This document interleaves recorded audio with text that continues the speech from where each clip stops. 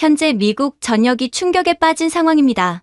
도널드 트럼프 미국 대통령이 주한미군 철수 계획을 구체화한 상황에 하버드 대학교의 유명 교수가 이에 대한 충격적인 강의를 남겼고, 강의 영상이 공개되자마자 미국 전역이 한국에 대한 공포에 빠졌기 때문인데요. 그렇다면 하버드 대학교 교수가 한국에 대한 어떤 충격적인 강의를 남겼기에 미국 전역에 떠들썩한 것일까요? 강의실 문을 열기 전부터 저는 묘한 압박감에 시달리고 있었습니다. 하버드 대학교의 핵심 전략 강해, 그것도 전직 미 국방부 수석 고문이 진행하는 수업이었죠. 미국 우선주의를 신봉하며 자라온 보수적인 미국인 대학생인 저로서는 오늘 다룰 주제가 전혀 달갑지 않더라고요.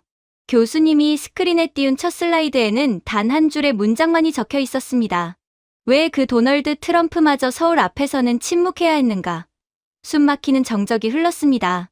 동맹국이라면 나토 회원국이든 일본이든 걸프의 부국이든 가리지 않고 방위비 인상에 압박을 가하며 쥐고 흔들던 트럼프 전 대통령이었습니다. 사업가 출신인 그가 전 세계 서방동맹을 압박해 항복을 받아냈으면서도 유독 한국 앞에서는 적절한 압박의 각도를 찾지 못해 입을 다물고 말았죠. 분명 그는 주한미군 철군하는 꼴을 보기 싫으면 분담금을 10배로 올리라고 소리칠 때는 언제고, 한국이 그를 개무시를 하자 결국 한국에 대한 아무런 제재도 취하지 못했거든요. 교수님은 그 침묵이야말로 21세기 한국이 쟁취한 가장 위대한 외교적 전리품이라고 단언하더군요. 1970년대 초반, 우리가 한국을 어떻게 평가했는지 아십니까? 교수님이 띄운 다음 슬라이드에는 누렇게 바랜 기밀문서의 일부가 보였습니다. 당시 여전히 가난의 늪에 빠져있던 한국을 두고 미국은 철저한 계산 끝에 그들이 자력으로 번영할 확률을 정확히 0%로 산정했습니다. 실제로 1971년 무렵 미국 내 일부 전략가들은 한국을 하나의 영구 저소득 방어선으로 계산하려 했죠. 미국의 내부 논리는 냉혹했습니다.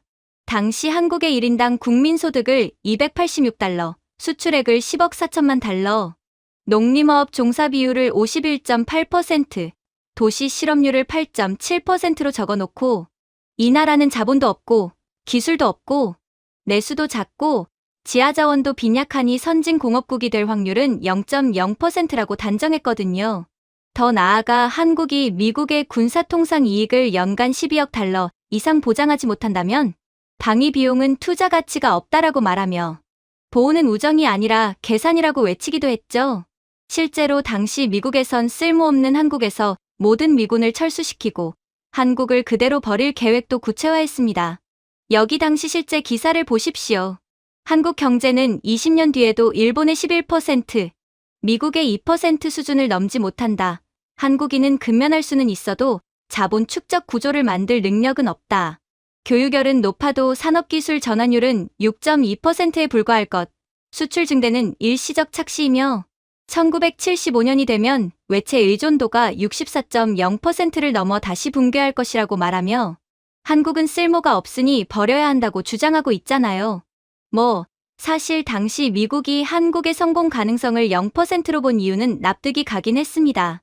첫째, 국토가 좁고 자원이 부족하니 제조업 자립이 불가능하다는 판단입니다. 둘째, 분단과 안보 위협 때문에 민간 투자가 구조적으로 위축될 수밖에 없다고 봤죠. 셋째, 당시의 인구 3,200만 명 규모의 시장으로는 대량 생산 체제를 만들 수 없다고 보았습니다.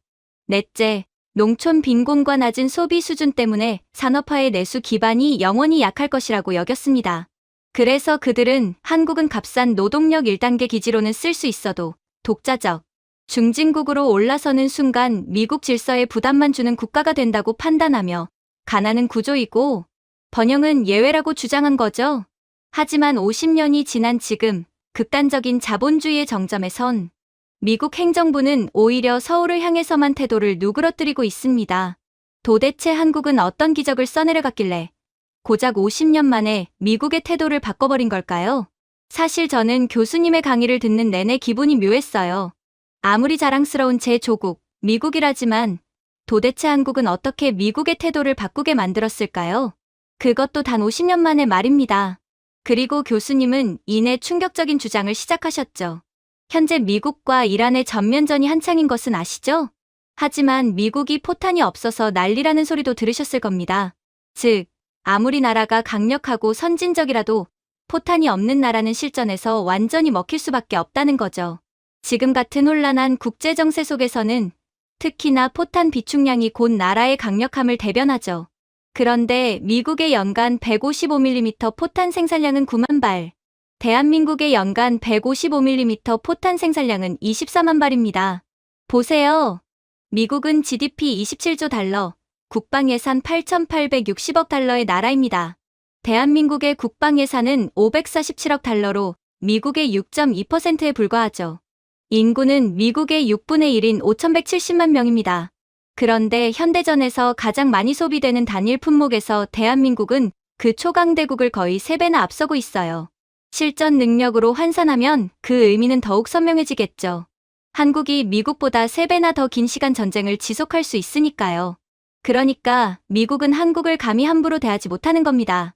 미 육군의 155mm 포탄 비축량은 전면전 기준으로 약 18일치로 추산됩니다.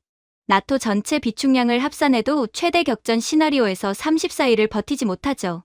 반면 대한민국은 자국 소요분을 제외하고도 연간 15만 5천 발의 순수 수출 가능 물량을 보유합니다. 즉, 만약 주한미군이 철수한다면 미국은 동맹의 상징만 잃는 것이 아니라는 거죠.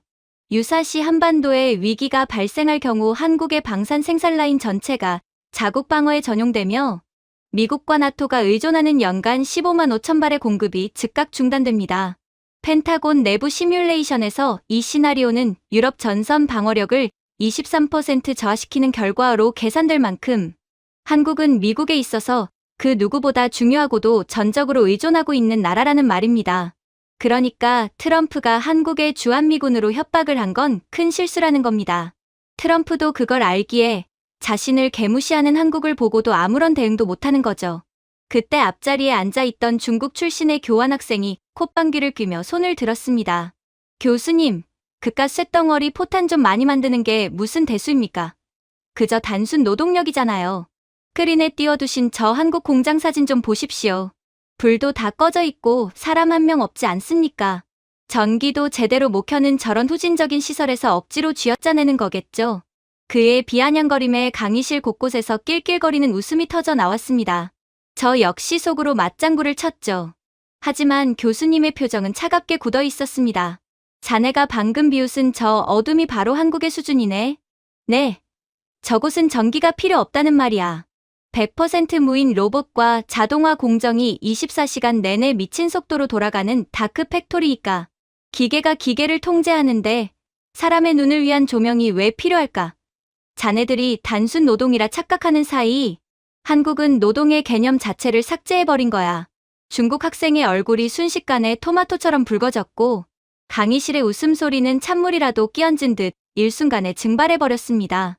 실제로 한국의 무인 AI 기반 팩토리는 미친 속도와 물량을 아예 압도하고 있었어요. 한화에어로스페이스는 이 미친 로봇들을 이용해서 우크라이나 전쟁 발발 후 14개월 만에 포탄 생산 라인을 기존 대비 310% 확장했더군요. 같은 기간 미국 최대 방산업체 제너럴 다이나믹스가 달성한 생산 증가율은 67% 뿐이었어요. 전쟁 상황인데도 고작 67%가 한계였던 거죠.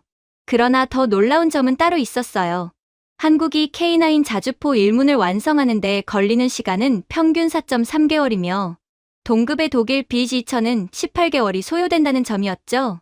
이러한 미친 제조력을 통해 현대로템은 2023년 폴란드와 계약한 K2 전차 180대 중 1차분 24대를 계약 후 11개월 만에 납품했는데 이는 계약서상 납기보다 7개월 빠른 것이었습니다.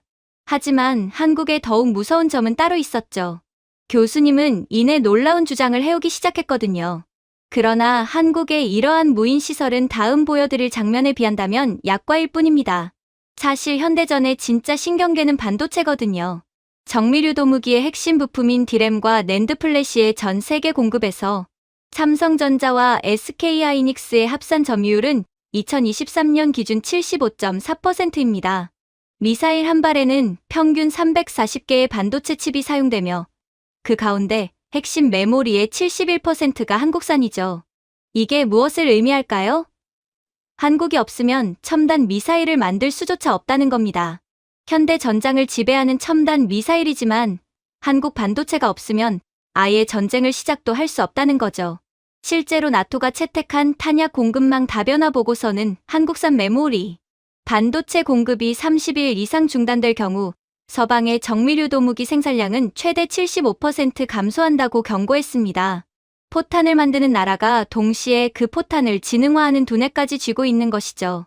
그렇다면 도대체 이 작은 나라가 언제 이렇게 현대전을 지배하게 되었을까요?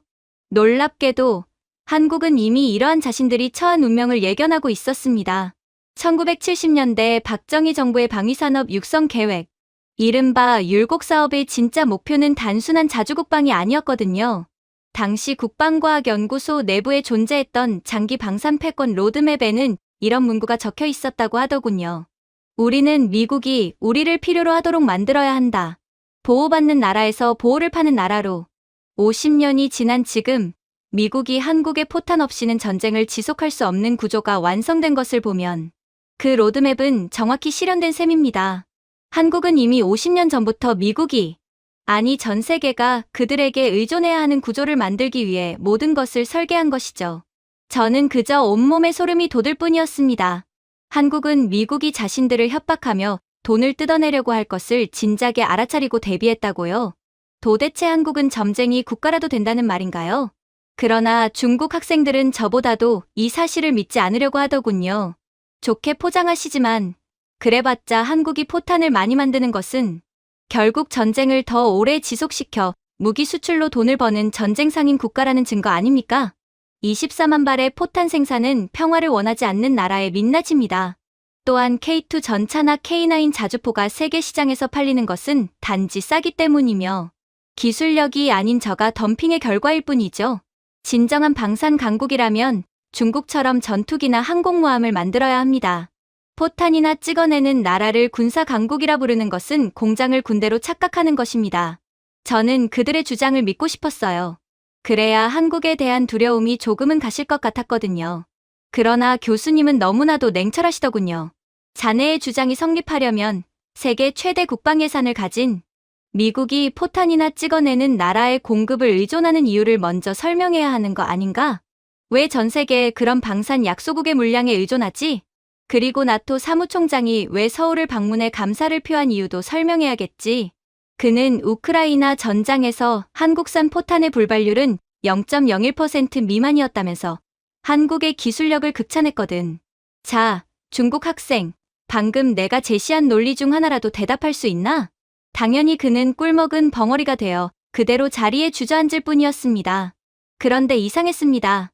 현대의 상황에서 포탄이 그렇게나 중요하다면 미국은 대체 왜 먼저 손을 쓰지 않고 한국 같은 나라에 의존만 했던 것일까요? 그런 제 물음에 교수님은 너무나도 당연하다는 듯 놀라운 주장을 해오기 시작하더군요. 손을 쓰지 않은 게 아니라 손도 못 쓰고 넋놓고 구경만 할 수밖에 없었다는 표현이 옳은 거죠. 실제로 2024년 미국 국방부는 텍사스와 펜실베이니아에 신규 포탄 생산 공장 3개를 건설하겠다고 발표하며 2028년까지 연간 생산량을 현재의 9만 발에서 36만 발로 늘리겠다는 목표를 제시했어요. 이건 누가 봐도 한국을 앞지르겠다는 계획이었죠. 그리고 곧 발견했습니다. 그 공장을 짓는데 필요한 거의 모든 것이 한국에 있다는 사실을 말이죠. 이유는 간단합니다. 포탄 생산은 단순한 금속 가공이 아니거든요. 155mm 포탄의 탄체는 단조 후 내경 오차 0.03mm 이내로 가공되어야 하며 신관부의 정밀도는 0.008mm를 요구합니다. 이 수준의 정밀 단조 선삭 설비를 양산 규모로 보유한 기업은 전 세계 14개사에 불과하며 그 가운데 7개사가 한국에 있습니다. 즉, 한국은 미국이 처음부터 판을 다시 짤 상황조차 허용하지 않았던 것입니다. 그러나 더 결정적인 것은 소재 공급망이죠. 155mm 탄체에 사용되는 고강도 단조강은 인장 강도 980mpa 이상의 특수 규격을 충족해야 하는데 이 규격을 안정적으로 충족하며 연간 5만 톤 이상 공급할 수 있는 제철소는 포스코, 포항제철소를 포함해 전 세계 3곳, 전부 한국에나 있거든요. 미국이 새 공장을 짓는다 해도 탄체에 들어갈 강제를 조달할 공급망 자체가 없는 거죠. 결국 미 국방부는 2025년 초 한국 방산업체와 제조기술 이전 협력 양해각서를 체결했습니다. 한국의 도움 없이는 한국 의존도를 줄이기 위한 공장조차 지을 수 없다는 결론에 도달한 것입니다. 협약서 내부 문건에는 미 측은 한국 측의 정밀 제조 공정 노하우 및 설비 사양 데이터의 제공 없이는 목표 생산량의 달성이 2028년까지 불가능함을 공식 인정한다. 는 문구가 들어간 걸로 보아 미국은 한국에 전적으로 의존하겠다는 자존심, 박살나는 선언을 스스로가 했던 것이죠. 하지만 사실 미국이 직면한 더 근본적인 문제는 따로 있었습니다. 그건 바로 인적 자원이었죠. 방산 제조업 전문가들은 이를 체화 기술이라 부릅니다. 정밀 탄체 가공 선반을 운영하는 숙련공이 0.01mm 단위의 이상을 소음과 진동만으로 감지하는 능력, 화약 충전 공정에서 온도 습도 변화에 따라 충전 속도를 0.3초 단위로 조율하는 판단력, 이런 능력은 매뉴얼에 적히지 않습니다. 수천 시간의 반복 작업을 통해 인간의 신경계에 직접 새겨지는 것이죠. 한국의 주요 방산 제조사들은 이 분야 숙련공의 평균 근속 연수가 17.4년입니다. 미국의 경우 냉전 이후 30년간 방산 제조 인력이 급감하여 현재 155mm, 포탄 관련 숙련 기능직 인력은 전국에 약 1,300명 정도뿐이죠. 반면 한국의 동일 직군 인력은 약 14,700명입니다. 단순 수치 차이가 아닙니다. 미국의 1,300명 가운데 20년 이상 경력자 비율은 11%인 반면 한국은 63%입니다. 이러한 한국의 손기술이야 말로 한국을 대체 불가능하게 만드는 진짜 이유라고 할 수 있죠. 저는 다시 한번 큰 충격에 빠질 수밖에 없었어요. 대체 한국의 정체는 뭐란 말인가요? 도대체 어떻게 이런 완벽한 준비를 끝마쳐 놓을 수가 있단 말인가요? 하지만 이러한 제 의문은 얼마 안 가 완전히 박살나게 됩니다. 교수님은 이내 또다시 놀라운 주장을 해왔거든요. 그렇다면 한국은 대체 어떻게 이렇게 미래라도 내다본 것처럼 모든 준비를 끝마칠 수 있었을까요? 뒤늦게 알아챈 미국이 따라잡을 수도 없게끔 말이에요. 정답은 바로 1970년대 박정희 정권 때 율곡 사업을 설계한 국방과학연구소 핵심 인사들이 남긴 내부 문서에 있습니다. 이곳에는 단순한 자주국방을 넘어선 장기 전략이 기술되어 있었죠. 핵심 개념은 비대칭 기술 의존 구조의 의도적 조성이었습니다. 즉, 한국이 특정 군수 제조 분야에서 전 세계가 대체할 수 없는 병목이 되도록 설계하고 그 병목을 한국의 지정학적 안전판으로 활용한다는 구상이었죠. 이 구상에 따라 1978년부터 1989년까지 한국 정부는 정밀 방산, 제조 관련 특수 직업 훈련 과정에 국가 예산 3억 2,400만 달러를 집중 투자했으며 해당 분야 기능 인력에게는 병역 특례와 함께 국가기술자 지위에 준하는 처우를 부여했습니다. 기술이 사람에게 축적되고 그 사람들이 30년 후 한국 방산의 뼈대가 되도록 국가가 직접 설계한 것입니다. 박정희 대통령의 유산이 지금의 대체 불가능한 한국을 만든 거죠. 2024년 미국이 포탄 공장 건설에 착수했다가 한국의 협력 없이는 불가능하다는 결론에 도달한 날, 박정희 대통령의 그 설계는 정확히 반세기 만에 완성되었습니다. 한국이 미국에 종속되지 않기 위해 미국이 한국 없이는 독립할 수 없는 구조를 만들어낸 것이죠. 이제 강의실의 모두는 감히 한국을 무시할 수가 없었습니다. 아마 자신을 개무시하는 한국을 보는 트럼프 대통령이 이런 기분이겠죠. 미국을 넘어선 한국이 너무 꼴보기 싫지만 괜히 한 소리 했다가 얻어터질까봐 아무 말도 못하는 그 무기력한 기분 말입니다. 그때 교수님은 말없이 리모컨을 눌러 다음 슬라이드를 띄웠습니다. 스크린에는 우리에게 너무나 익숙한 아시아 지도가 나타났죠. 하지만 그 지도는 위아래가 완전히 거꾸로 뒤집혀 있었습니다. 순간 숨이 턱 막히더라고요. 거꾸로 본 한국은 더 이상 대륙 끝에 매달린 위태로운 반도가 아니었습니다. 그것은 유라시아 대륙 전체를 등지고 태평양이라는 거대한 바다를 향해 정조준된 거대한 발사대이자 전략적 비수였습니다. 이것이 역사의 관문이자 아시아를 움직이는 핵심 축의 진짜 모습입니다. 하지만 지금이야 한국이 축복받은 지역에 위치해 있다고 평가받고 있지만 옛날에는 그 정반대였습니다. 한국은 저주받은 위치에 속해 있고 그렇기에 더더욱 가망이 없다고 평가받았거든요. 실제로 지정학자 니콜라스 스파이크먼은 생전에 이렇게 썼습니다. 지도를 보라. 그 나라의 운명이 보인다. 그리고 결론을 내렸죠. 이 땅은 살아남을 수 없다고.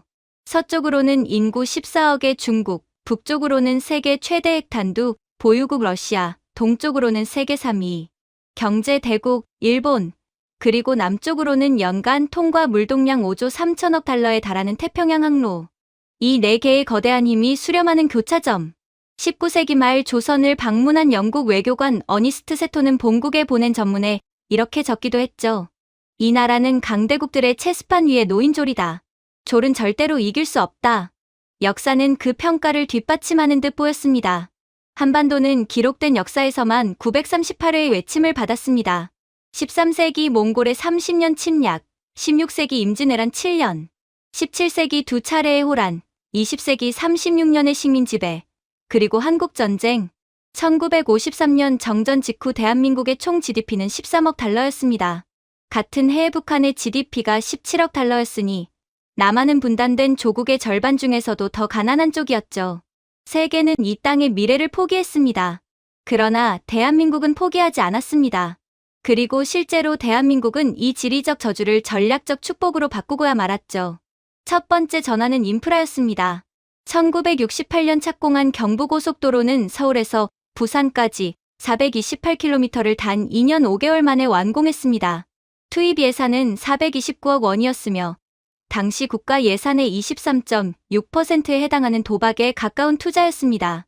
미국 공병대 고문단은 공식 보고서에 이 지형 조건에서 이 공기는 물리적으로 불가능하다고 적었습니다. 한국은 그 불가능을 공기 단축 7개월로 완성했죠. 이 도로는 단순한 교통망이 아니라 유사시 한반도 종단 병참선의 척추가 되었습니다. 두 번째 전환은 항만이었습니다. 부산항은 1970년대 연간 컨테이너 처리량 3만 TEU의 지역 항구였습니다. 대한민국은 이곳에 50년간 총 43조 원을 투자하여 현재 연간 2290만 TEU를 처리하는 세계 7위 항만으로 전환했습니다. 그러나 더 중요한 것은 규모가 아닙니다. 부산항은 지금 미 해군 제7함대의 핵심 보급허점이자 태평양을 건너는 전략 물자의 환적 허브입니다. 평택항은 주한미군 전략 물자의 91%가 통과하며 유사시 미 증원전력 4만 8천 명을 72시간 내 수용할 수 있는 병참문이죠. 세 번째 전환은 산업이었습니다. 포항제철소와 울산 현대조선소의 동시 건설은 한반도 동남부를 아시아 최대 중공업 벨트로 변환했습니다. 총 투자액 31억 달러, 완공 후 15년간 생산 유발 효과 617억 달러. 그 공장들은 전시의 군수 생산 시설로 전환 가능한 이중 목적 산업 기지이기도 했습니다. 대한민국은 땅의 가치를 물려받은 것이 아닙니다. 그 땅 위에 가치를 건설한 거죠. 자, 이제 스스로의 힘으로 저주를 축복으로 바꾼 한국이 얼마나 중요해졌을까요? 이제 한국은 아시아의 경첩이자 역사의 관문이 되었습니다. 제국의 팽창도, 제국의 후퇴도 반드시 한반도를 거치게 되었거든요. 보세요. 중국이 태평양으로 나오려면 한반도 동쪽 해협을 통과해야 합니다.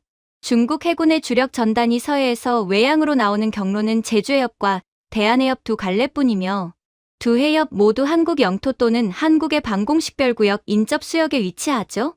러시아 태평양 함대의 블라디보스토크 기지에서 출항한 함선 역시 스시마 해협을 경유해야 하며 이 해협의 북방 출구는 한국 영해와 직접 접합합니다. 일본의 연간 에너지 수입량 4,720억 달러어치, 물자 중 83%가 한반도 남단을 통과하는 항로를 이용합니다. 이것이 의미하는 바는 하나입니다. 한반도를 장악하지 못한 세력은 아시아의 해양을 통제할 수 없다는 것이죠. 반대로 한국과 협력 관계를 유지하는 세력은 아시아 전체의 병목을 쥐는 것과 같습니다.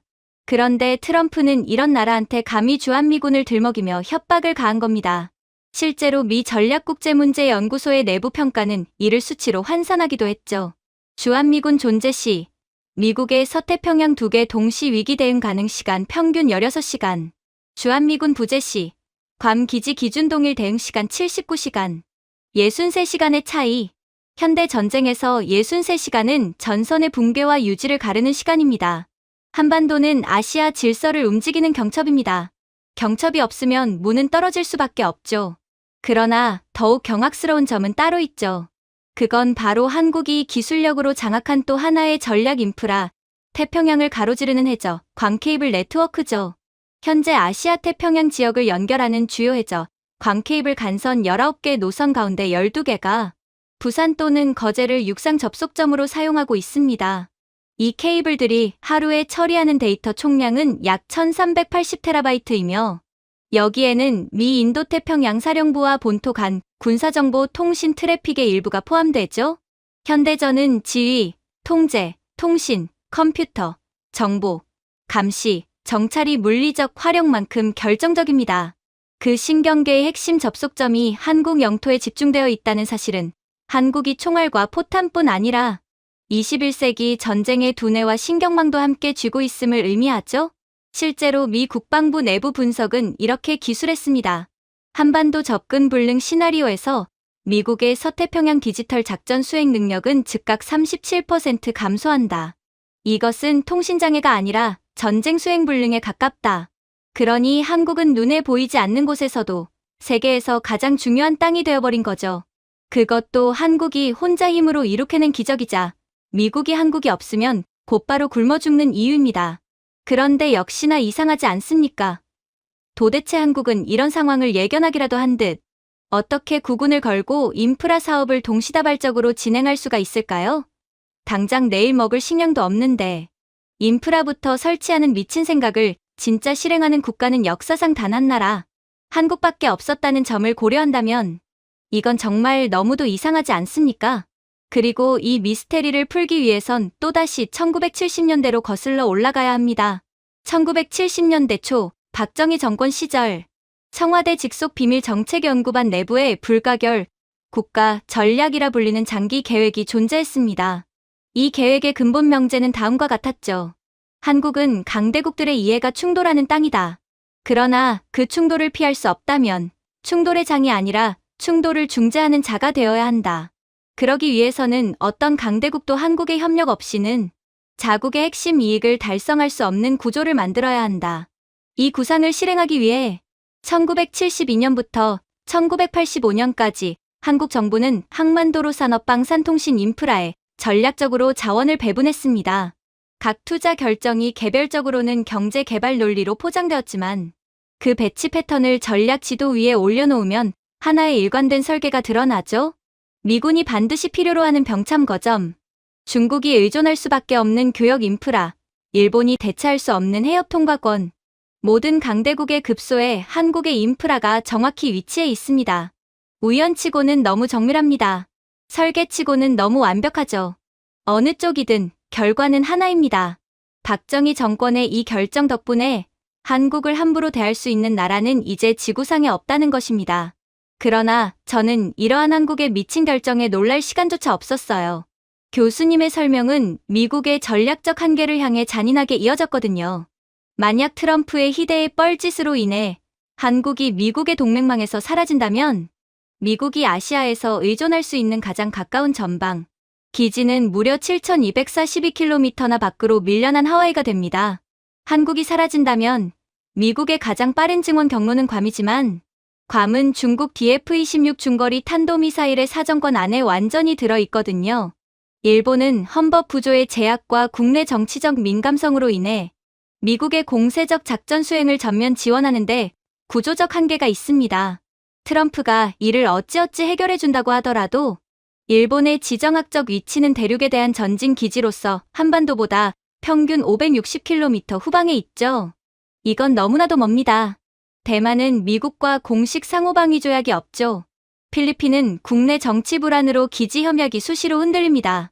그러니까 트럼프는 주한미군 철수 시 다른 국가를 병참기지로 사용하면 된다며 허세를 부리지만 실제로 미국은 한국이 없으면 양팔과 양다리가 잘린 채 아무것도 못하게 된다는 겁니다.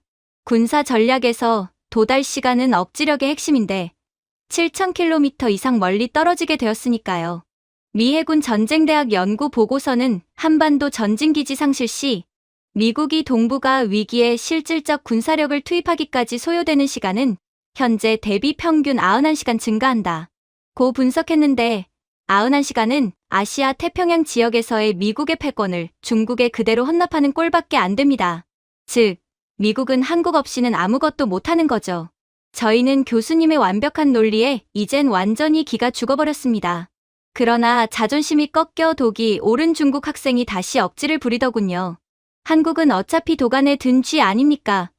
위로는 북한과 중국이 맡고 있고 삼면은 바다인데 전시 상황에서 우리가 해상 봉쇄망만 살짝 조여버려도 일주일이면 식량이 바닥나 굶어 죽을 나약한 나라라고요. 그깟 기술이 다 무슨 소용입니까?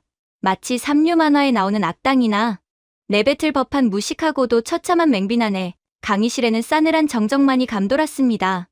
한국이 자체적으로 보유한 세계 2위 수준의 전략, 공수 능력과 외부 공급이 완전히 끊겨도 지하에 구축된 초대형 스마트팜 생태계에서 1년 시식량을 거뜬히 자급할 수 있는 인프라의 존재를 전혀 모르는 무지의 소치였으니까요.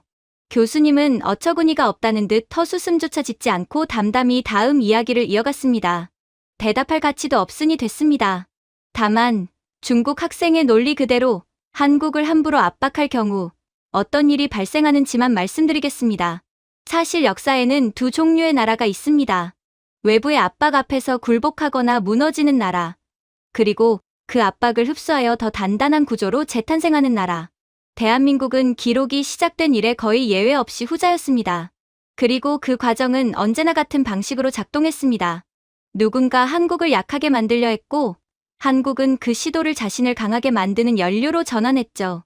그러니까 이 나라를 완전히 죽여놓을 게 아니라면 함부로 건드려서는 절대로 안 된다는 말입니다.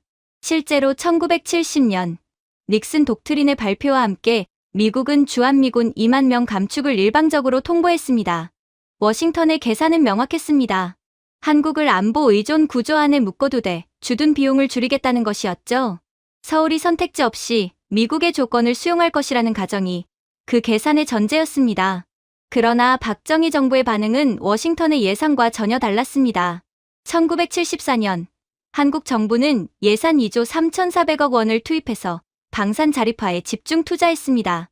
이는 당시 국방 예산의 연평균 31.7%를 기록한 미친 도박이었어요. 이게 실패하면 한국은 그대로 고꾸라지는 거였어요. 당시 한국은 지금의 돈 많은 부자 국가가 아니었거든요. 그런데 이 투자의 결과는 수십 년 후 세계를 놀라게 했습니다. 율곡 사업의 토대 위에서 K9 자주포, K2 전차, 천무 다연장 로켓, FA-50 경전투기가 탄생했습니다. 2025년 한국의 방산 수출액은 200억 달러로 세계 9위에서 4위로 도약했죠. 미국이 한국을 약하게 만들려고 가한 압박이 세계 4위 방산 수출국의 출생 신고서가 된 것입니다. 하지만 더 충격적인 점은 따로 있죠. 1977년 지미 카터 대통령은 더 강경한 카드를 꺼내 들었습니다. 주한미군 완전 철수 계획의 선언이었죠. 명분은 인권 문제와 재정 절감이었지만 실질적 효과는 한국에 대한 안보 압박이었습니다. 카터 행정부의 계산은 이것이었습니다. 안보 공백의 공포가 한국을 미국의 요구에 순응하게 만들 것이라는 것. 하지만 한국은 공포 대신 설계도를 꺼냈습니다. 카터의 철수 선언 이후 18개월간 한국 정부는 독자 전투기 개발 예비 연구에 착수하고 탄도미사일 독자 개발 프로그램을 가속화하며 잠수함 도입 검토를 시작했습니다. 이 시기에 축적된 기술적 방향성이 훗날 현무 탄도미사일 계열과 KF-21, 보람의 전투기 개발의 지적 기원이 됩니다. 아이러니하게도 카터의 완전 철수 계획은 미 의회와 군부의 반대로 실행되지 못했습니다. 한국을 압박하려던 시도가 한국의 자주 무장을 촉진하는 결과만 낳고 철회된 것입니다. 자, 이제 트럼프 일기를 살펴보겠습니다. 2019년부터 2020년까지 트럼프 행정부는 한국의 방위비 분담금으로 연간 50억 달러를 요구했습니다. 당시 협정 금액 9,600억 원의 5.2배에 달하는 액수였죠. 이 압박의 의도는 분명했습니다. 천문학적 비용 청구로 한국을 재정적으로 압박하여 더 많은 양보를 얻어내겠다는 것이었습니다. 하지만 한국의 대응은 두 방향으로 전개되었습니다. 협상 테이블에서는 끈질기게 버텼고 동시에 미국 의존도 자체를 줄이는 방향으로 방산 투자를 가속화했습니다. 2020년부터 2023년까지 한국의 국내 방산 연구개발 투자는 연평균 17.3% 증가했으며 같은 기간 방산 수출은 30억 달러에서 173억 달러로 477% 증가했죠. 미국의 압박이 한국으로 하여금 미국 외 시장을 개척하게 만든 것입니다. 그 결과요? 여러분들도 아실 겁니다. 폴란드와 980대의 K2 전차, 648문의 K9 자주포 계약, 총 200억 달러의 무지막지한 계약이었죠. 또한 호주와의 AS9 자주포 계약 10억 달러, 루마니아, 노르웨이, 이집트와의 추가 협상이 모두 이 시기에 본격화되었습니다. 이 나라는 때리면 때릴수록 더욱 강해지고 얼마 안가 때리던 놈들 역으로 때려 눕혀버리는 미친 국가라는 말입니다. 저는 그대로 까무러칠 수밖에 없었습니다. 사실 저는 한국의 이런 미친 저력은 익히 들어 알고 있었어요. 한국은 걸어온 발자취 자체가 너무도 기이해서 한국에 관심이 없더라도 한 번쯤은 접할 수밖에 없거든요. IMF 외환위기만 해도 그랬습니다. 1997년 IMF 외환위기는 대한민국 역사에서 가장 치욕적인 순간 중 하나였죠. 외환보유고가 39억 달러까지 고갈되었고 IMF로부터 550억 달러의 구제금융을 받으면서 국가 경제, 주권의 상당 부분을 사실상 위탁했거든요. 실업자가 178만 명 증가했고 GDP는 1998년 한 해에 5.1% 역성장했습니다. IMF는 구제금융의 조건으로 재벌 해체와 구조조정을 요구했습니다. 이것이 의도치 않은 결과를 낳았습니다. 생존 압박 속에서 한국 기업들은 핵심 역량의 모든 자원을 집중하는 선택을 강요받았습니다. 삼성전자는 이 시기 반도체와 디스플레이에 집중 투자하여 2002년 디램 시장 세계 1위, 2006년 낸드플래시 세계 1위를 달성했습니다. 현대자동차는 위기 이후 품질 개선에 사활을 걸어 2023년 글로벌 자동차 판매 2위에 올랐죠. 위기 이전인 1996년 한국의 반도체 수출액은 180억 달러였습니다. 위기를 거친 2005년에는 310억 달러, 2023년에는 986억 달러가 되었습니다. IMF가 한국을 무릎 꿇리려 했을 때 한국은 그 자리에서 더 강한 근육을 키운 것이죠. 다른 나라였다면 그대로 파산하며 멸망의 길을 걸었을 텐데 한국만큼은 오히려 더욱 강해져서 나타난 것입니다.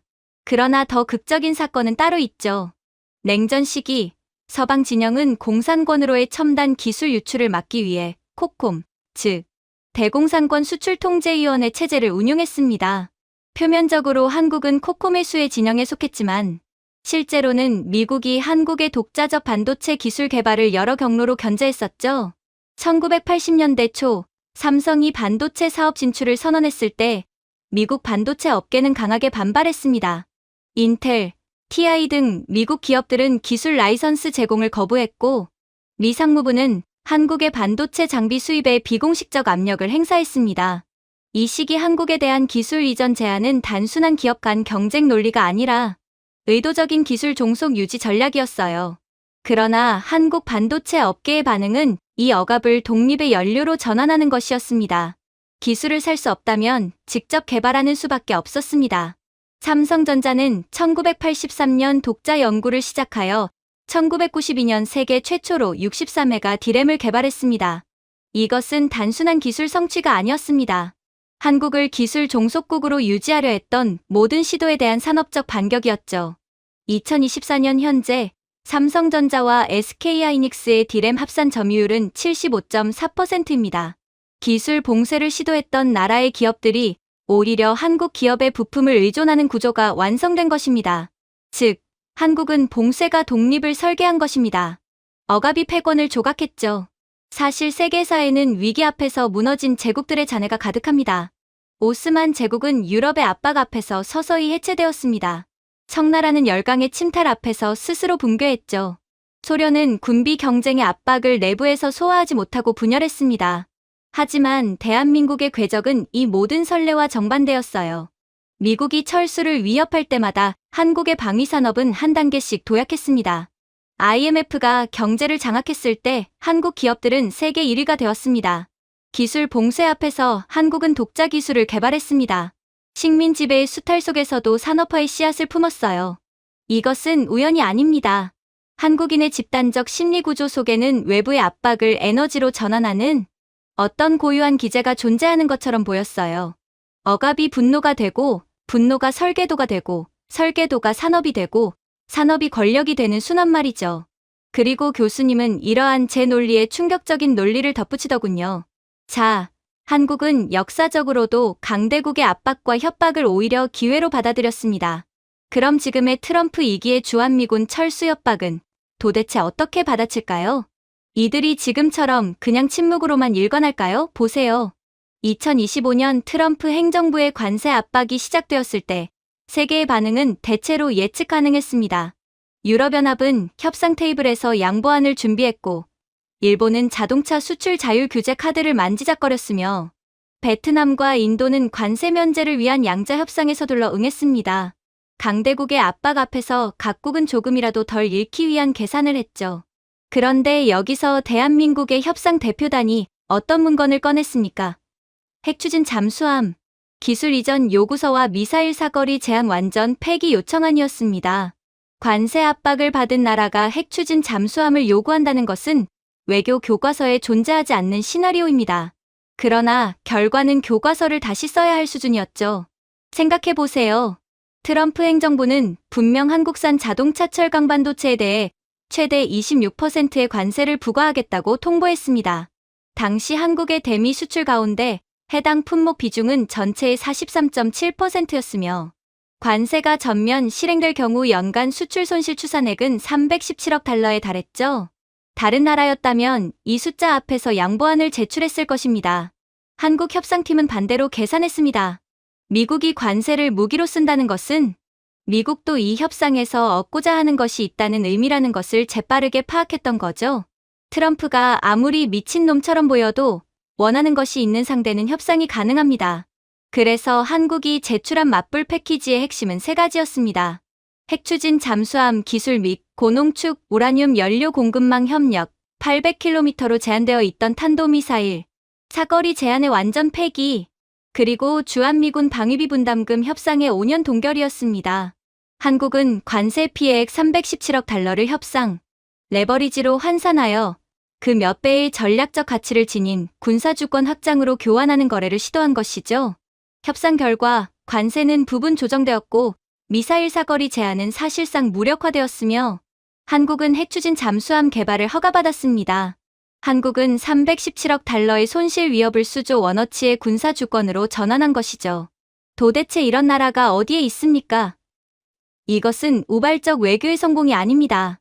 한국만이 가진 구조적 특성의 발현이었죠. 교수님의 논리를 들은 저는 순간적으로 한국이 전 세계를 깜짝 놀라게 한 바로 그 사건이 떠올랐어요. 2019년 일본이 반도체 핵심 소재 3종인 불화수소와 포토레지스트, 플루오린, 폴리이미드에 대한 수출을 규제했을 때 말입니다. 세계 분석가들의 예측은 일치했습니다. 한국 반도체 생산이 최소 3개월 내 차질을 빚을 것이라는 것이었죠. 삼성전자와 SK하이닉스의 재고는 평균 45일치였습니다. 수치만 보면 위기가 맞았습니다. 그러나 한국 정부와 기업이 꺼낸 카드는 방어가 아니라 공격이었습니다. 소재 부품 장비 국산화에 향후 5년간 5조 원을 투자하는 계획이 72시간 만에 발표되었습니다. 18개월 후 불화수소 국산화율은 규제 이전 12%에서 81%로 상승했습니다. 일본이 수출 규제로 압박한 품목의 국산 대체 기술이 완성된 것이죠. 더 결정적인 반전은 그 다음이었습니다. 한국은 이 국산화 기술을 바탕으로 반도체 소재 국제표준 제한권을 확보하며 2022년 IEC 반도체 소재 분과에서 세계 표준의 주도국 지위를 획득했습니다. 일본이 한국을 종속시키려 가한 압박이 한국을 해당 분야의 표준 설정자로 만든 것입니다. 여기에까지 생각이 미치자 저는 문득 외교 전략 연구자인 아버지께서 해주셨던 말씀이 떠올랐어요. 아버지는 한국은 천재적인 협상 능력을 가졌다며 한국을 필요 이상으로 고평가하셨죠. 아버지는 한국은 유도된 압박이라는 기이한 전략을 통해 강대국으로부터 무조건 이익을 얻어왔다고 하셨습니다. 핵심 논리는 이것입니다. 한국이 먼저 요구하면 상대는 거절할 수 있다. 그러나 상대가 먼저 압박을 가하면 한국은 그 압박에 대한 반대급부로 요구할 수 있다.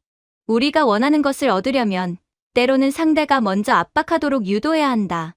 이 논리에 따르면 한국은 특정 시기에 의도적으로 미국과의 협상에서 소극적 태도를 취하거나 방위비 협상을 지연시키는 방식으로 미국의 압박을 유도했다고 합니다. 트럼프의 관세 위협이 시작되기 직전 한국 협상팀 내부에는 이미 핵잠수함 기술 요구서와 미사일 사거리, 폐기안이 준비된 문건으로 존재했다는 것입니다. 압박이 오기를 기다리며 답안을 미리 써놓은 것이죠. 처음에 저는 아버지의 말씀을 믿지 않았지만 한국이 보여주는 말도 안 되는 모습들을 보다 보니 저는 이젠 이 나라가 두려워 미칠 지경에 이르렀어요. 그런데 한편으로는 다른 국가들도 한국의 이 전략을 다른 국가들도 그대로 베껴서 사용하면 안 되는 건가 싶어 의아하기도 했죠. 그러나 교수님은 이내 경악스러운 주장을 해오시더군요. 이러한 한국만의 협상 방식을 왜 아무도 따라하지 못하는지 아십니까? 위협에 더 큰 요구로 답하려면 전제 조건이 있거든요. 상대가 나를 잃을 경우 감당해야 할 비용이 내가 상대를 잃을 경우 감당해야 할 비용보다 커야 합니다. 이것이 협상력의 본질이죠. 대부분의 나라는 이 구조를 갖추지 못합니다. 베트남의 대미 수출 의존도는 GDP의 31.2%입니다. 방글라데시의 의류 수출 중 미국 시장 비중은 41.7%이죠. 이 나라들이 미국의 관세 압박 앞에서 양보할 수밖에 없는 이유는 미국을 잃으면 경제 자체가 위협받기 때문입니다. 한국의 구조는 다릅니다. 한국의 대미 수출 의존도는 GDP의 8.3%입니다. 반도체 방산조선 배터리 각 분야에서 한국은 대체제가 없는 공급자입니다. 미국이 한국을 압박할 때 미국 자신도 동시에 155mm 포탄 공급 중단, 반도체 공급 차질, 조선해마로 협력 감소라는 역풍을 맞습니다. 이 비대칭 의존 구조가 한국에게 다른 나라는 갖지 못한 협상 배짱을 부여하는 거죠. 즉, 한국은 배짱을 부리는 근거가 있고 이미 모든 준비를 끝내놓은 겁니다. 실력으로 증명하는 국가인 거죠. 그런데 한국이 소름 돋는 진짜 이유는 따로 있어요. 대부분의 나라가 강대국의 압박에 굴복하는 이유 중 하나는 협상 카드가 단층적이기 때문입니다. 카드 하나가 제압되면 협상력이 소멸하죠. 그런데 한국은 세계에서 유일하게 모든 기술력 부문에서 세계 최고의 모습을 보여주고 있는 기이한 국가입니다. 이런 한국의 협상 구조는 다층적일 수밖에 없죠. 상대가 반도체를 압박하면 방산 공급망이 협상 카드로 등장합니다. 방산을 압박하면 조선해양 플랜트 협력이 카드가 됩니다. 관세로 압박하면 주한미군 방위비와 전략 자산 협력이 역카드가 되죠. 다시 말하지만 이 다층 구조가 가능한 것은 한국이 서로 연관성이 낮은 7개 이상의 세계 최고 수준 산업을 동시에 보유하는 전 세계 유일한 국가이기 때문입니다. 반도체 세계 1위, 조선 수주량 세계 1위, 배터리 세계 1위, 방산 수출 세계 4위. 이 포트폴리오를 동시에 보유한 나라는 지구상에 한국 외에 존재하지 않습니다. 그러니 하나의 압박이 오면 나머지 6개의 카드가 동시에 협상 테이블에 올라오는 거죠. 그런데 이때 중국 학생이 다시 나서서 고래고래 소리를 지르기 시작했어요. 한국이 관세 압박에 핵잠수함을 요구한 것은 외교적 성숙함이 아니라 글로벌 외교 질서를 모르는 철부지 어린아이의 떼쓰기에 불과합니다. 진정한 외교는 상대의 요구를 들어주며 관계를 유지하는 것인데 한국은 매번 관계를 위험에 빠뜨리는 도박을 하죠. 운 좋게 한두 번 성공했을지 몰라도 이런 방식은 결국 미국을 필요하게 만들어 한국을 진짜로 버리게 만드는 자멸적 외교라고 볼 수 있습니다.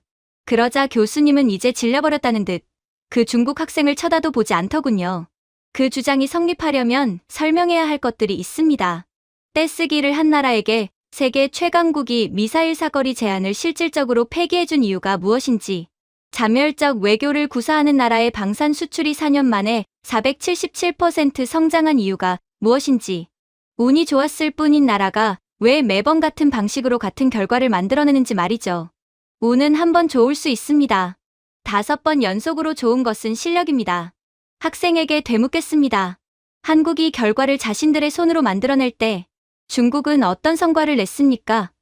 한 번이라도 운이 좋았던 경우가 있습니까? 교수님의 완벽한 논리에 중국 학생은 이제 얼굴이 토마토처럼 새빨개진 채 그대로 아무 말도 못한 채 쓰러지듯 주저앉을 뿐이었어요. 그리고 교수님은 놀라운 말씀을 해오기 시작하셨죠. 자, 이제 한국은 트럼프의 협박질에 대해 핵미사일 개발로 응수할 가능성이 상당히 높습니다. 수십 년간 미국의 해구산 아래 전략적 자제를 유지해온 대한민국이 트럼프의 압박을 오히려 핵무장의 정치적 명분을 확보하는 역사적 기회로 활용할 가능성은 그 어느 것보다 높죠. 그리고 충격적이게도 트럼프는 한국의 이러한 핵미사일 개발 요구를 받아들여줄 확률이 높습니다. 트럼프가 한국의 핵무장 요구를 받아들일 것이라는 예측의 근거는 역설적이게도 그의 한국 과소평가에 있죠. 첫째, 트럼프는 핵무장을 완성하는데 최소 10년이 걸린다는 냉전 시대의 상식으로 한국을 평가했을 것입니다. 파키스탄은 첫 핵실험까지 28년이 걸렸고 인도는 24년이 걸렸습니다. 이 선례를 기준으로 트럼프 행정부는 한국의 핵무장 선언이 실제 핵 보유로 이어지기까지 최소 7년에서 10년의 시간이 있다고 계산했을 것입니다. 따라서 지금 당장 정치적 카드로 핵무장 논의를 허용해줘도 임기 내에 실제 핵을 가지는 일은 없을 것이라는 계산이 성립합니다. 트럼프는 한국에게 빈수표를 써줬다고 생각했겠죠. 둘째, 트럼프의 세계관에서 한국의 핵무장은 미국의 방위비 부담을 줄여주는 수단으로 읽혔을 것입니다. 한국이 스스로 지키면 미국 납세자의 돈이 절약된다는 논리는 트럼프의 언어 체계에서 완벽하게 작동합니다. 한국이 실제로 핵을 보유하기까지 수년이 걸릴 것이라고 과소평가하면서 그 사이에 방위비 협상에서 양보를 얻어내는 단기 거래로 계산했을 가능성이 높습니다. 셋째, 트럼프는 한국의 핵무장이 중국을 압박하는 카드가 된다는 지정학적 계산도 함께 했을 것입니다. 중국의 뒷마당에 핵무장 한국이 등장하는 것은 미국이 직접 자산을 투입하지 않고도 중국을 견제하는 효과를 낳습니다. 비용은 한국이 지불하고 효과는 미국이 누리는 구조, 트럼프가 가장 선호하는 거래 방식이죠. 아무튼 트럼프는 한국이 핵을 갖는데 10년이 걸릴 것이라고 계산했습니다. 그 계산이 얼마나 틀렸는지는 지금부터 설명해드리죠. 자, 트럼프의 논리와는 달리 한국은 2개월 내 핵무장이 가능합니다. 그건 이미 완성된 핵연료 주기와 잠재적 전환 능력 덕분이죠. 한국은 현재 24기의 상업용 원자로를 운용하고 있으며 이는 세계 3위의 원자력 발전 규모입니다. 이 과정에서 축적된 사용 후의 연료는 2024년 기준 약 18,700톤에 달합니다. 한국원자력연구원은 파이로 프로세싱이라 불리는 사용 후의 연료 재처리 기술을 독자 개발하여 연구 단계의 기술 완성도를 이미 확보하고 있습니다. 우라늄 농축과 관련하여 한국은 원자력 협정에 제약하에 있지만 KARI 내부에 농축 관련 원심 분리기, 기초 연구 인프라가 존재합니다. 핵 비확산 전문가 그룹의 내부 평가에 따르면 한국이 정치적 결단을 내리는 순간 기존 민간 핵 인프라를 군사적 목적으로 전환하는 데 필요한 기술적 공백은 사실상 존재하지 않습니다. 핵무기 설계에 필요한 임계 질량 계산, 내폭 렌즈 설계, 기폭 시스템 연구는 민간 핵물리학 연구의 자연스러운 연장선 위에 있죠. 한국의 핵물리학자 및 핵공학 전문 인력은 현재 약 3,400명이며 이 가운데 MIT, 칼텍, 스탠퍼드 등 세계 최상위 기관 박사 학위 보유자가 847명입니다. 그러니 한국이 핵미사일을 개발하는 데는 2개월도 넉넉히 잡았다고 볼 수 있는 거죠. 또한 한국의 현무사 탄도미사일을 좀 보세요. 이 미사일은 공식 재원상 사거리 800km, 탄두 중량 2000kg의 재래식 정밀 탄도미사일입니다. 그러나 방산 분석가들이 주목하는 것은 이 미사일의 구조적 설계 여백입니다. 현무사의 탄두부 직경은 1030mm로 이는 파키스탄의 핵탄두 탑재에 미사일 가우리의 탄두부 직경 1050mm와 사실상 동일합니다. 탄두 중량 2000kg의 공간 여유는 1세대 핵장치의 탑재 가능 중량을 충분히 수용합니다. 또한 현무사의 CEP는 1.5m로 이는 미국의 MGM-140 ATACMS를 압도하는 정확도입니다. 핵탄두 탑재 CCEP 1.5m는 사실상 어떤 재래식 핵무기도 달성하지 못한 정밀도예요.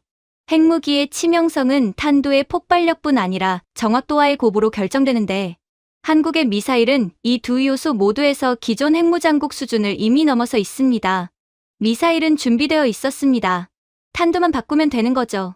그리고 이 대목이 가장 중요한데 미국 정보부에 따르면 1990년대 중반 한국 국방과학연구소 내부의 극비 연구팀이 잠재적 핵 억지 아키텍처라는 장기 프로젝트를 수행했다고 합니다. 이 프로젝트의 핵심 개념은 일본의 핵 잠재력, 전략에서 영감을 받은 것으로 영시적 핵무장 없이도 상대국이 한국의 핵 전환 능력을 확신하게 만들므로써 억지력을 확보한다는 것이었어요.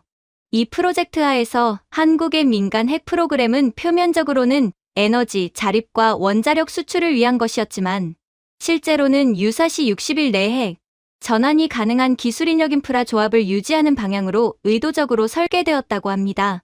사용 후 연료 재처리 연구가 중단되지 않고 꾸준히 지속된 것, 핵공학 인력 양성에 지속적으로 국가 예산이 투입된 것, 그리고 현무 계열 미사일의 탄두부 직경이 우연히 핵탄두 탑재 가능 규격과 일치하는 것이 모두 이 설계의 일부라는 것입니다.